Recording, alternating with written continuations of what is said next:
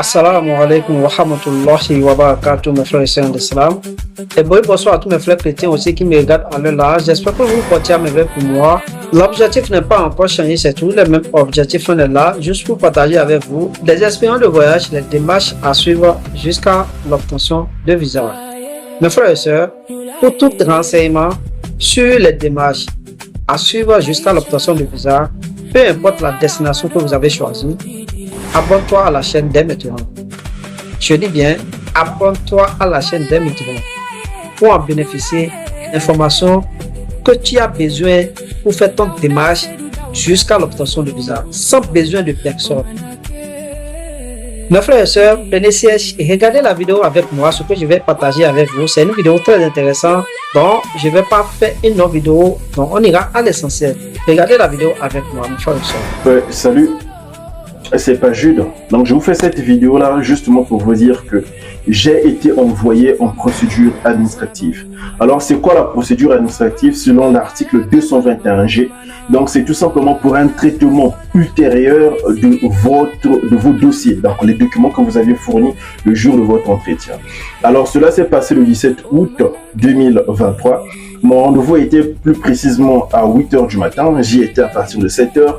Et je suis rentré au niveau de l'ambassade et je me suis installé et j'ai suivi la procédure comme demandé. À savoir, j'ai payé les 330 $, si je ne me trompe pas, pour l'entretien.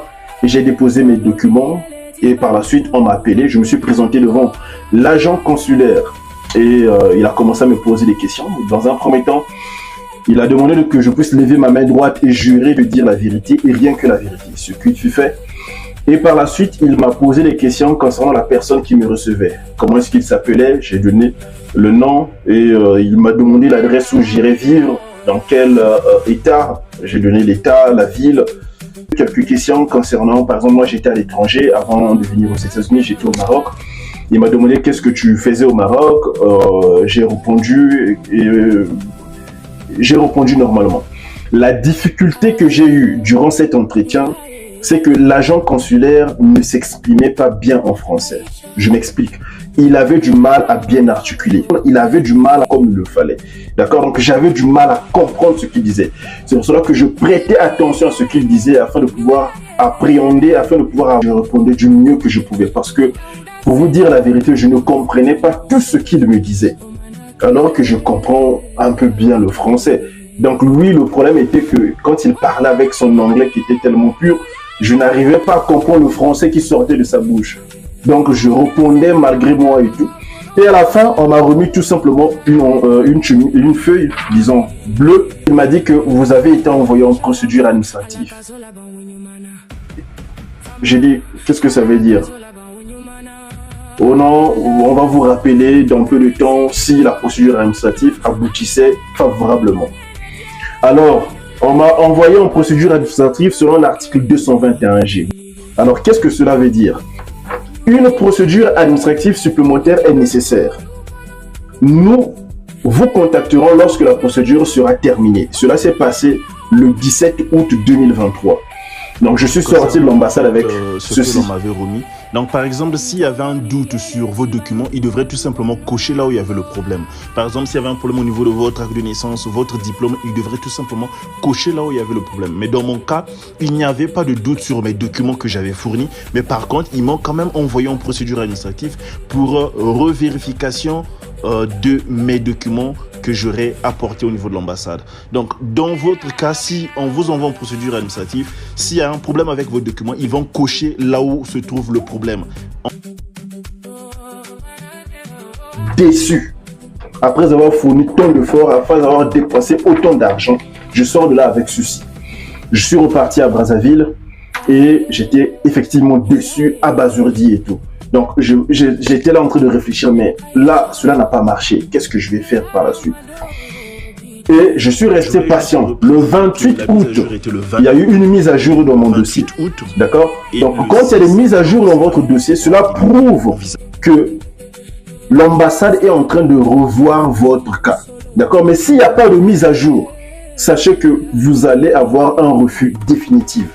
Donc, le 28 août, l'ambassade a mis à jour mon dossier. Et non, avant le 28, c'était d'abord le 23. Donc le 23 août, l'ambassade a d'abord mis à jour mon dossier. Et le 28, il y a eu une deuxième mise à jour. Et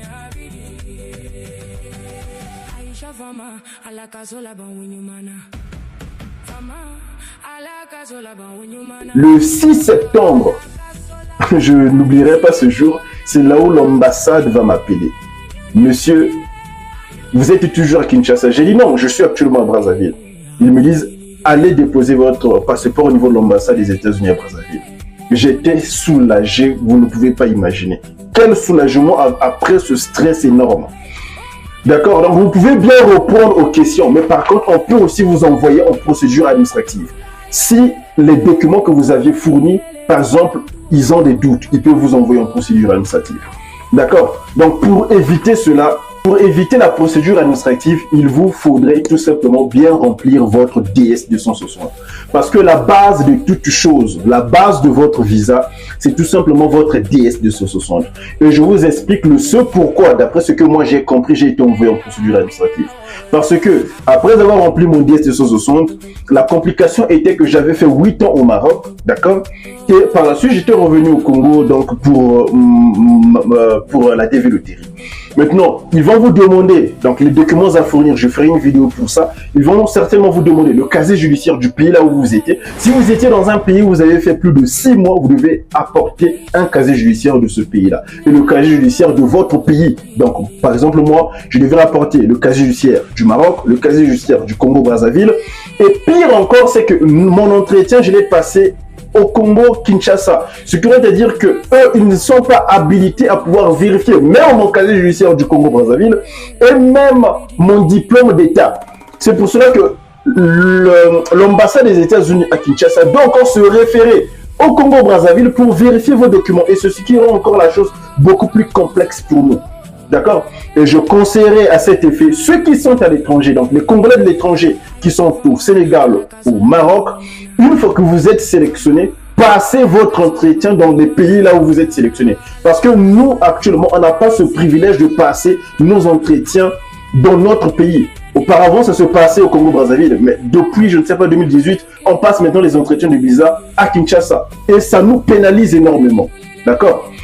Abonnez-vous, s'il vous plaît, pour plus d'informations concernant la vie de Kiri, car je suis un témoin. Je mets à votre disposition tout simplement mon expérience. Il n'y a pas mieux que l'expérience, le vécu d'une personne. Donc le conseil que je donnerai aux gens, une fois que vous avez été sélectionné, demandez à ce que les gens puissent vous aider, par exemple, à remplir votre DS-260.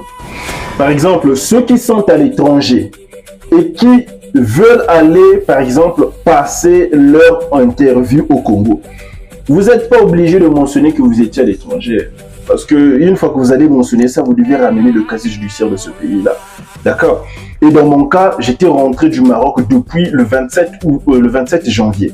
Donc du 27 janvier, j'étais à Brazzaville jusqu'au 17 août. Donc plus de 8 à 9 mois. Imaginez, le casier judiciaire n'a qu'une validité, je pense, de 3 mois, si je ne me trompe pas. Ça veut dire qu'il faut renouveler le casier judiciaire. Et toutefois, pour renouveler le casier judiciaire au Maroc, tu dois envoyer une procuration. Donc, j'étais obligé d'envoyer une procuration à une personne au Maroc et la personne faisait une demande du casier judiciaire à mon nom et la personne me faisait parvenir le casier judiciaire. Donc, c'est énormément de tracasseries. Donc, pour vous épargner ça, rapprochez-vous des gens qui peuvent vous aider à remplir votre DS-260 car c'est cela la base tout simplement de votre visa. Donc, je vous dis à très bientôt. Abonnez-vous s'il vous plaît pour plus d'informations concernant la développerie. Que la paix soit sur vous. Voilà mes frères et sœurs, j'espère qu'on a tous regardé la vidéo de jusqu'à la fin. Je l'ai dit au début, c'est une vidéo très intéressante. Pour ce témoignage que vous êtes en train de regarder, mes frères et sœurs, c'est de la réalité. Allez-y, faites le processus d'obtention du visa. Allez-y, faites les démarches pour avoir le visa. Une fois arrivé là-bas, je pense que les erreurs que eux là, ils ont fait, je pense que personne d'entre vous ne va plus jamais commettre ces erreurs. Oui, c'est pour éviter ces genres d'erreurs, raison pour laquelle jamais les témoignages. Raison pour laquelle jamais les témoignages pour que vous, qui n'avez pas encore fait les démarches, mais qui n'avez pas encore quitté votre pays d'origine, mais qui n'avez pas encore voyagé, vers une destination, de regarder les vidéos, d'écouter les témoignages, de voir et d'entendre aussi des erreurs que ceux-là, ils ont commises. Donc, préparez-vous en conséquence. Donc, mes frères et sœurs, si vous avez aussi un souci par rapport à cette vidéo, mettez-le en commentaire. Partagez la vidéo, likez la vidéo et n'oubliez pas d'abonner à la chaîne pour en bénéficier des autres vidéos. Frères et sœurs, je vais arrêter la vidéo sur ce point. Assalamu alaikum wa rahmatullahi wa barakatuh, mes frères et sœurs en islam. Et bonsoir à tous mes frères chrétiens et à la prochaine pour les autres vidéos.